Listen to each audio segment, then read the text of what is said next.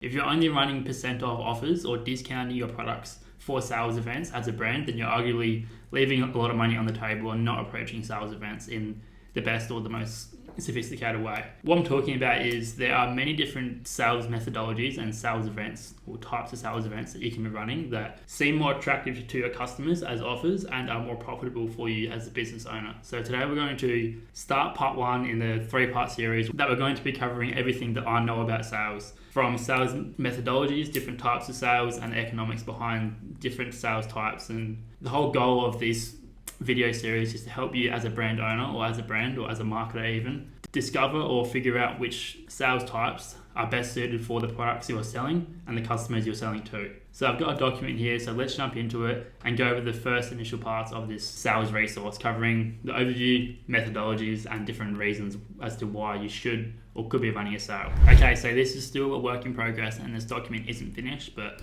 once this is all done and the videos are all done, you better access all of them here.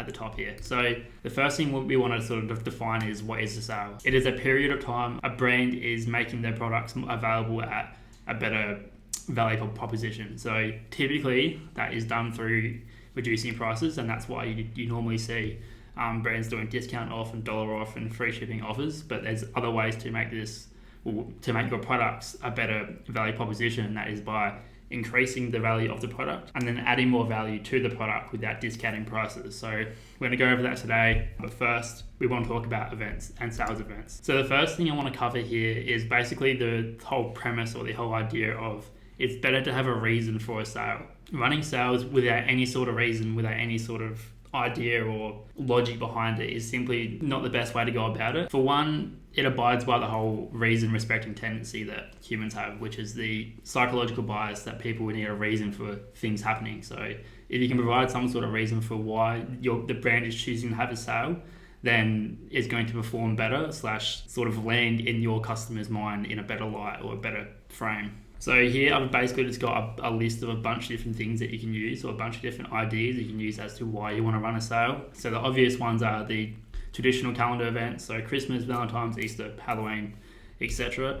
Next is like weird, wacky calendar events. So I've linked a calendar here that basically has a bunch of events for every single day of the year, whether it's National Hangover Day, Festivals of Sleep Day, National Trivia Day, National Cuddle Up Day. Like, you can almost always find a day of the year or a national something day that sort of fits into your brand and can be used for a sales event. So next is personal events. So especially if you as a founder are the face of the brand or have a persona that is the face of the brand, then you can use any sort of personal events as a reason to have a sale. So whether that's birthdays, anniversaries, hobbies, milestones, like etc., whatever is happening within that personal life of the persona of the founder that is connected to the brand in some way, then you can use that as like an excuse basically to run a sale.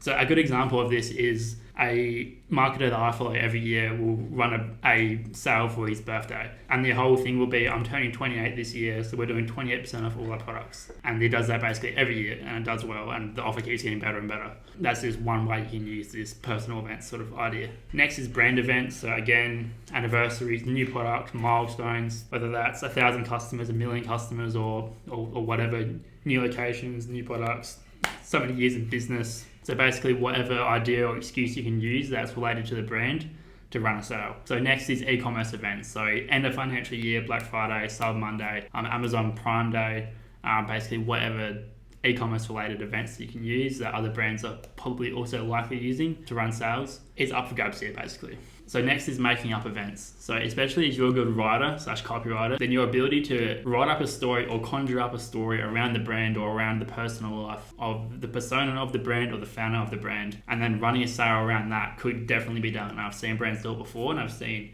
influencers do it before, I've seen marketers do it before. It's a more complicated thing to do, but it's a fun idea to do if you can execute it properly. Next is the whole idea of running a sale around a mistake / an accident. So a really good one here is ordering too much stock. So if you either have ordered too much stock or say you've ordered too much stock for the brand and you need to discount it, then it's a really good reason in the customer's mind as to why they're getting a good deal and why you're running a discount or giving them a better offer. Next is stock expiring soon, or stock's too old, or you need to move stock for some reason, Restocking, new products coming in, anything around stock moving is just usually a good idea when it comes to running sales. Lastly is seasonal, so winter sale, summer sale, spring sale, autumn sale, start of season sale, end of season sale, rainy season sale, dry season sale, whatever. You can basically use whatever you want here as an idea or as a reasoning as to why you're running a sale for the brand. So next is the sales frequency methodologies, which is something that I don't see talked about much at all within the marketing space or within e-com marketing space. So these are a few different methodologies that I have applied to the clients that I work with and I recommend. And I've basically just written them out here with as much detail as I could to give a brief overview of the different types of sales events. So the first one is the high frequency sales sort of methodology or strategy, which is consistently promoting sales around product specific or entire store offers. So this is kind of like the supermarket model where you see supermarkets constantly providing or giving discounts or providing offers on their products, usually on certain segments of products, or having 1 or 2 products or 5 or 10 products from each sort of niche or each part of their store on sales. So there'll always be something that you like or something that you buy from the store that would be on sale, but typically not everything you would want from the store is on sale. So specifically within the supermarket model, their idea is they want to get you into the store with a really good offer on 1 or 2 of the products that you might want to buy. But while you're there, you're obviously going to pick up your milk, your eggs, your bread, your whatever else you want to buy.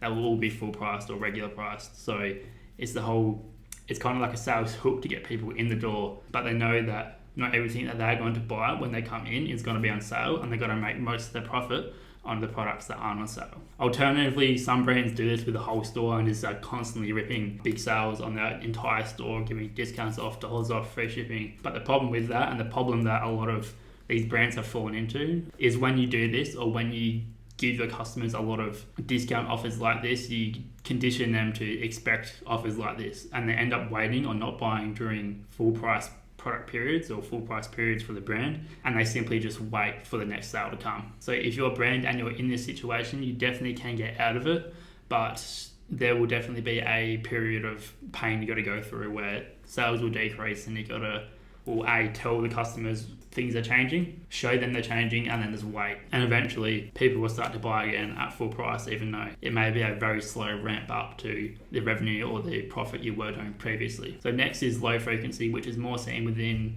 the premium, high ticket or luxury brands. All have little to no direct competitors, but this is the whole idea of only running sales once or twice a year, or maybe even never. But typically it's once or twice a year, with Black Friday Cyber Monday being one of them, or one other big event during the year that's spaced far away from Black Friday Cyber Monday as the second event. So a lot of brands are doing this, and this is typically something that I would recommend to my clients, because we don't want to condition people to expect sales events always coming up, but you will still get 1 to 2 big influxes of sales within the year. Next is product specific sales, which is kind of like the high frequency sale, but on a much slower or lower scale. So this is only something that's viable for brands that are either marketplace type brands or they have multiple products, like 5, 10 more.